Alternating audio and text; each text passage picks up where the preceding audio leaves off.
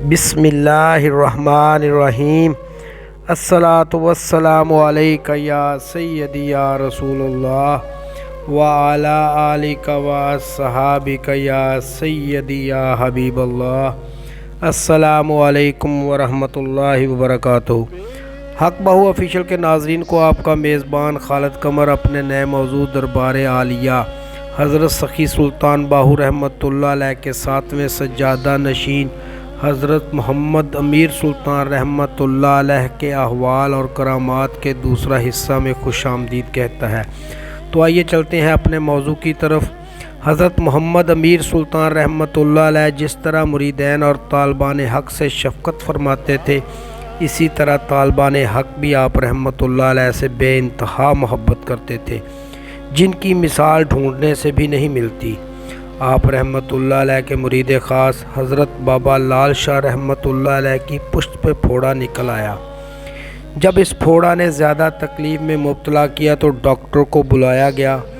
Doctor نے check up کرنے کے بعد کہا کہ آپریشن کرنا پڑے گا۔ ڈاکٹر کو آپریشن کے لیے کہا گیا۔ ڈاکٹر نے آپریشن شروع کرنے سے پہلے بابا لال شاہ رحمۃ اللہ علیہ کو نشہ آور دوائی 2 بار دی، لیکن بابا لال شاہ رحمۃ اللہ علیہ پر نشہ کی کیفیت طاری ہی نہ ہوئی۔ ڈاکٹر نے حیران ہو کر بابا لال شاہ رحمۃ اللہ علیہ سے کہا کہ آپ رحمۃ اللہ علیہ پر نشہ کی کیفیت ہی طاری نہیں ہو رہی، میں آپریشن کیسے کروں؟ بابا لال شاہ رحمۃ اللہ علیہ نے فرمایا کہ میرے مرشد پاک حضرت محمد امیر سلطان رحمۃ اللہ علیہ کی خدمت میں عرض گزاری جائے کہ وہ یہاں تشریف لے آئیں۔ حضرت محمد امیر سلطان رحمۃ اللہ علیہ بابا لال شاہ رحمۃ اللہ علیہ کے سامنے تشریف فرما ہوئے تو بابا لال شاہ رحمۃ اللہ علیہ نے ڈاکٹر سے فرمایا کہ اب آپریشن شروع کر دیں، نشہ آور دوائی کی اب کوئی ضرورت نہیں۔ ڈاکٹر نے نشہ آور دوائی کے بغیر ہی آپریشن شروع کر دیا۔ بابا لال شاہ رحمۃ اللہ علیہ اپنے مرشد پاک کی زیارت میں مست رہے۔ آپریشن کے عمل کے دوران بابا لال شاہ رحمۃ اللہ علیہ نے اف تک نہ کی اور آپریشن مکمل ہو گیا۔ حضرت محمد امیر سلطان رحمۃ اللہ علیہ نے 3 نکاح کیے۔ آپ کا پہلا نکاح اپنی قوم سے باہر تحصیل خوشاب کی رہائشی قوم ٹمن میں ہوا، جس سے ایک فرزند صاحبزادہ نور حسن رحمۃ اللہ علیہ 1907 میں پیدا ہوئے۔ آپ رحمۃ اللہ علیہ کا دوسرا نکاح اپنی برادری میں ہوا، جس سے 3 فرزند حضرت محمد حبیب سلطان رحمۃ اللہ علیہ 1909 میں، حضرت فیض سلطان رحمۃ اللہ علیہ 1911 میں اور حضرت سلطان غلام جیلانی رحمۃ اللہ علیہ 1925 میں پیدا ہوئے۔ آپ رحمۃ اللہ علیہ کا تیسرا نکاح بھی اپنی برادری میں ہوا، جس سے ایک فرزند صاحبزادہ غلام باہو رحمۃ اللہ علیہ 1927 عیسوی میں پیدا ہوئے، جو بچپن میں ہی پردہ فرما گئے تھے۔ اس طرح آپ کی نسل 2 ازواج سے آگے چل رہی ہے۔ سلطان الفقراء حضرت سلطان باہو رحمۃ اللہ علیہ کے والدین کا مزار پاک دربار مائی باپ شور کوٹ کی شہری آبادی میں ہے، جو کہ دریائے چناب کی بائیں جانب ہے۔ اسی طرح دربار عالیہ حضرت سخی سلطان باہو رحمۃ اللہ علیہ ضلع جھنگ کی تحصیل احمد پور سیال میں ہے۔ کچھ عرصہ تک دونوں درباروں کا فاصلہ بہت زیادہ تھا۔ اب شور کوٹ اور گڑھ مہاراجہ کو ملانے کے لیے دریائے چناب پر پل تعمیر کر دیا گیا ہے، جس سے اب دربار مائی باپ رحمۃ اللہ علیہ اور دربار عالیہ حق بہو رحمۃ اللہ علیہ کا فاصلہ تقریباً 22 کلومیٹر ہے۔ حضرت محمد امیر سلطان رحمۃ اللہ علیہ کے دور سجادگی تک ان دونوں درباروں کی سجادہ نشینی ایک ہی سجادہ نشین کے پاس ہوا کرتی تھی۔ حضرت محمد امیر سلطان رحمۃ اللہ علیہ نے دونوں درباروں کی سجادگی الگ الگ کر دی۔ آپ رحمۃ اللہ علیہ نے اپنے وصیت نامہ مؤرخہ 13/7/1931 کے ذریعے اپنے 2 جان نشین مقرر فرمائے۔ آپ رحمۃ اللہ علیہ نے اپنے اس وصیت نامہ کے ذریعے اپنی پہلی زوجہ محترمہ قوم ٹمن کی اولاد صاحبزادہ نور حسن رحمۃ اللہ علیہ کو نصف جائیداد اور دربار مائی باپ رحمۃ اللہ علیہ کی سجادگی عطا فرمائی۔ اپنی دوسری زوجہ محترمہ کا، جو کہ اپنی ہی برادری سے تھی، ان کی اولاد حضرت محمد حبیب سلطان رحمۃ اللہ علیہ، حضرت فیض سلطان رحمۃ اللہ علیہ، حضرت سلطان غلام جیلانی رحمۃ اللہ علیہ کو نصف زمین اور دربار عالیہ حضرت سلطان باہو رحمۃ اللہ علیہ کی سجادہ نشینی عطا فرمائی۔ اسی وصیت نامہ میں ہر ایک فرزند کی جائیداد کی تفصیل بھی تحریر فرمائی۔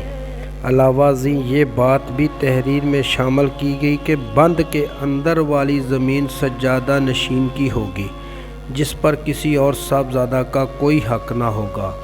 اس وصیت نامہ کی روح سے صاحبزادہ نور حسن رحمۃ اللہ علیہ کو سجادہ نشین دربار مائی باپ رحمۃ اللہ علیہ مقرر فرمایا گیا، جبکہ دربار عالیہ حضرت سلطان باہو رحمۃ اللہ علیہ کے سجادہ نشین 8ویں حضرت محمد حبیب سلطان رحمۃ اللہ علیہ نامزد فرمائے گئے۔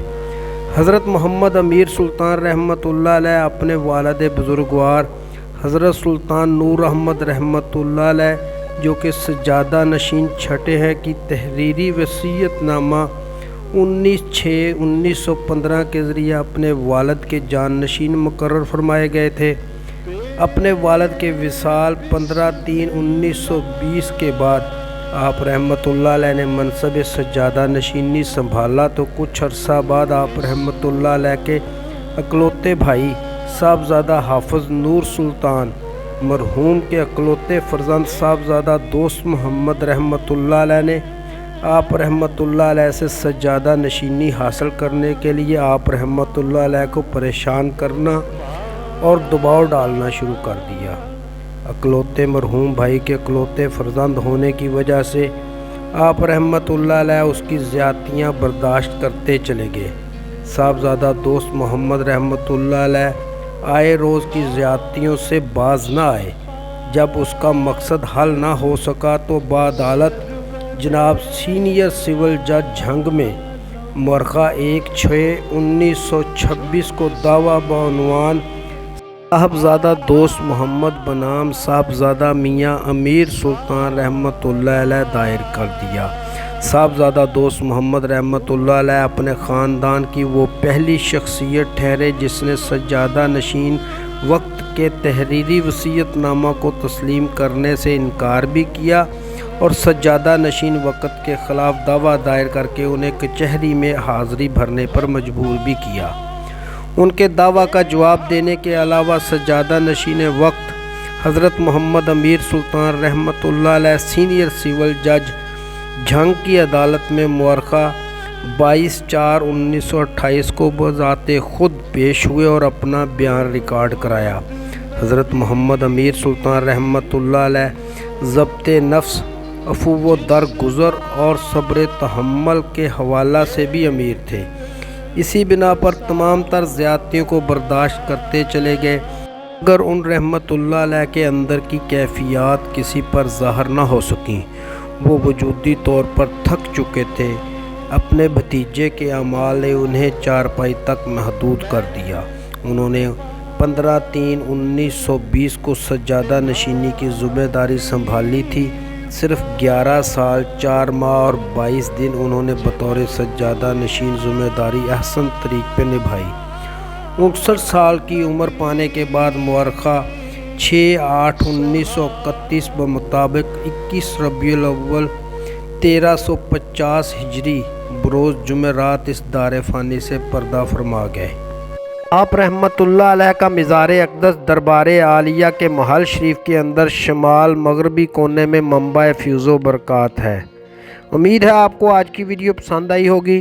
آئندہ ملیں گے انشاءاللہ دربار عالیہ حضرت سخی سلطان باہو رحمۃ اللہ علیہ کے 8ویں سجادہ نشین حضرت محمد حبیب سلطان رحمۃ اللہ علیہ کے احوال اور کرامات کے ساتھ۔